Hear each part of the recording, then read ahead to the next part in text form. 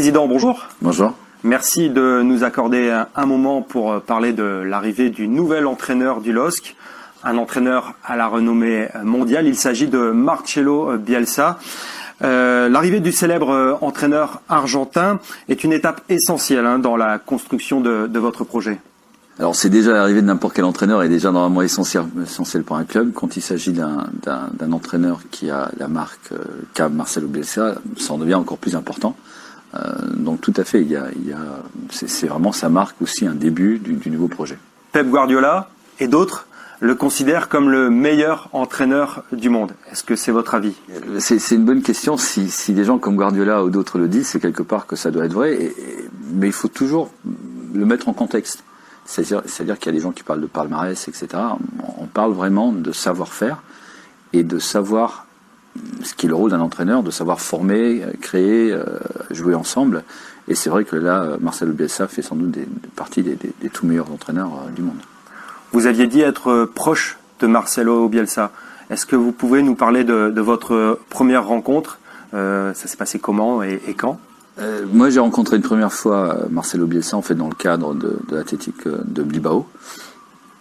Et c'était une rencontre, on va dire... C'est quelqu'un qui est très pudique. Donc c'était une rencontre plutôt anodine, si ce n'est le fait que j'étais déjà fan de l'entraîneur. C'était juste après les 2 matchs contre Manchester United. Et par après, à travers des amis communs, on a commencé à se parler. On a commencé à parler de foot, de cinéma. C'est un grand fan de cinéma. Et on a vu qu'on partageait beaucoup de points communs, footballistiquement parlé. Et ça a fait que de fil en aiguille, en fait, j'ai commencé à lui parler des projets que j'avais. Et à un moment donné, il m'a dit,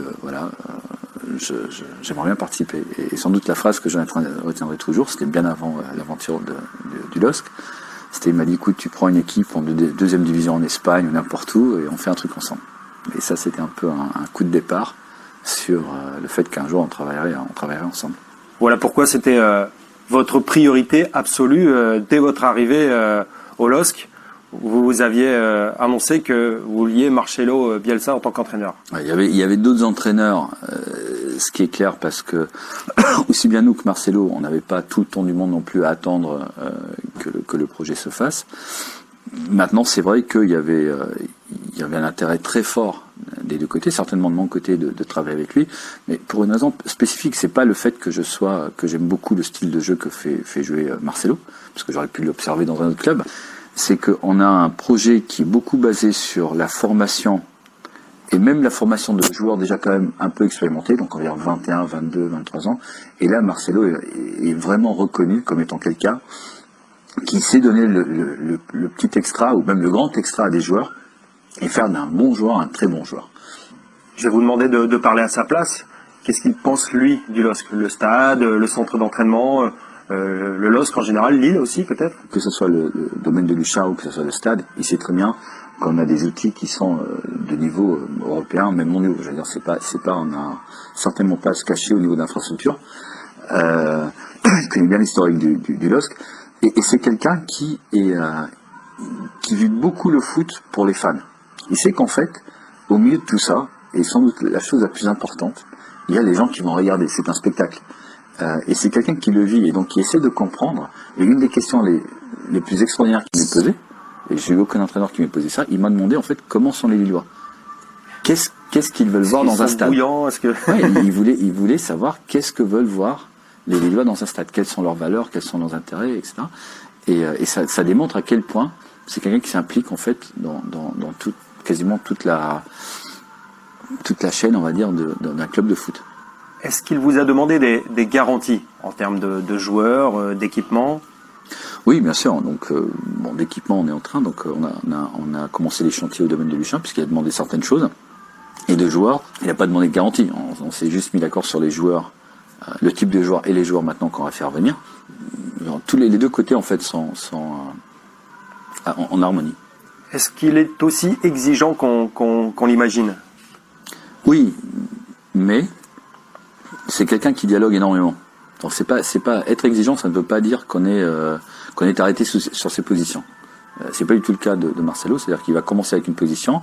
Si c'est la bonne à son avis et que effectivement on reconnaît que ça c'est la bonne, on arrivera à celle-là et c'est tout.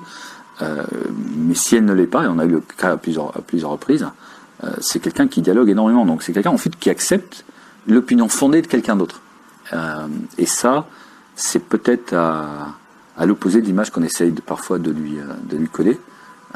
En fait, c'est quelqu'un d'exigeant, il faut l'être, parce que les résultats, ils n'arrivent pas tout seuls, mais c'est quelqu'un qui dialogue énormément. Parlons un peu de football à présent. On sait que Marcelo Bielsa, c'est un style de jeu. Est-ce que c'est l'assurance d'avoir du spectacle au stade Pierre-Mauroy la saison prochaine ? Alors, je pense que oui, tout simplement parce qu'on connaît, tous ceux qui s'intéressent au foot connaissent ces équipes. Donc, c'est quand même des équipes assez, j'appellerais ça assez flamboyantes. Des équipes qui pressent, qui jouent, qui vont de l'avant immédiatement, qui essaient d'étouffer l'adversaire. Donc, ça fait quand même des matchs assez souvent spectaculaires. En tout cas, c'est un style très spectaculaire. C'est quelqu'un qui veut la victoire, mais c'est quelqu'un qui a du mal à l'accepter si elle est mauvaise. Donc, c'est un puriste, on va dire. Le fameux football total. Voilà, c'est vraiment un puriste.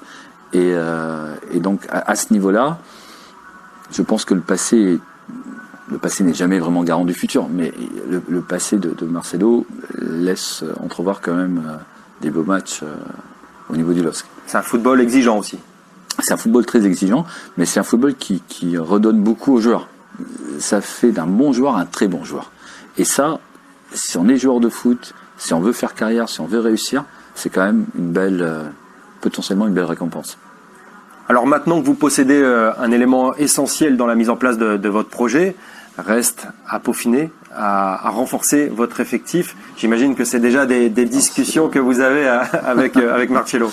Ouais, c'est des discussions que moi j'ai de temps en temps parce que j'essaye d'arriver en arbitre quasiment final, mais c'est des discussions que Luis, Marc et Marcelo ont tous les jours. Mais littéralement tous les jours de la semaine. Parce que vous avez identifié des joueurs, j'imagine. Parce qu'on a identifié des joueurs, parce qu'on a une grosse liste de joueurs, parce qu'on voit les joueurs, on va les voir, on analyse, il analyse, les équipes analysent, etc. Donc on est vraiment en plein dans le projet. On peut déjà avoir un petit, pas forcément un nom, mais est-ce qu'il y aura des grosses stars Non, alors il y a toujours une probabilité qu'on fasse venir un joueur, je veux dire un cadre, on va appeler ça comme ça, surtout peut-être dans le secteur offensif ou au milieu de terrain. Ce n'est pas une priorité. C'est vrai qu'on a une liste un peu à part qui est de joueurs, mais il faut que ça apporte quelque chose au club. Il faut que ça apporte quelque chose un non renflant finalement qui sportivement n'apporte rien, nous intéresse pas du tout. Et pour le reste, c'est des joueurs d'un âge assez jeune, mais dont on pense qu'ils ont largement le talent pour jouer le top 5 dès l'année prochaine.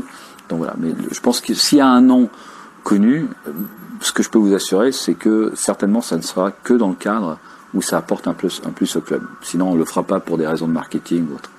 Est-ce qu'avec Marcelo, vous êtes déjà fixé des objectifs en termes de classement Marcelo connaît le projet puisqu'il en fait partie.